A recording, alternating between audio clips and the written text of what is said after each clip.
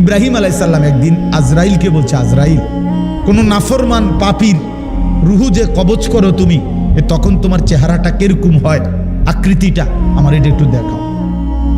হযরত ইব্রাহিম আলাইহিস সালামকে আজরাইল বলছে, আল্লাহর কসম হে নবী, আপনি সহ্য করতে পারতেন না, আপনি এটা দেখতে চাইেন না।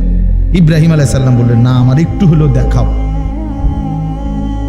তো আজরাইল এই বিভৎস আকৃতি, মানে নাফরমানের জান কবজ করার সময় উনার যে চেহারার আকৃতি হয়, এই চেহারাটা ধরে ইব্রাহিম আলাইহিস সালামকে দেখাইলেন।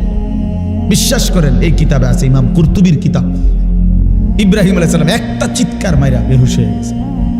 হুঁশ আসার পরে ইব্রাহিম আলাইহিস সালাম বললেন, আল্লাহর কসম, আয় আল্লাহ, মালিক আপনার কসম, কবরের আযাব, জাহান্নামের আযাব কোনো নাফরমানের জন্য কিছুই লাগবে না, শুধু আজরাইলের এই ভয়ানক দৃশ্য জান কবজের সময় একবার দেখলেই তার সারা জিন্দেগীর নাফরমানির শাস্তির জন্য এটাই যথেষ্ট।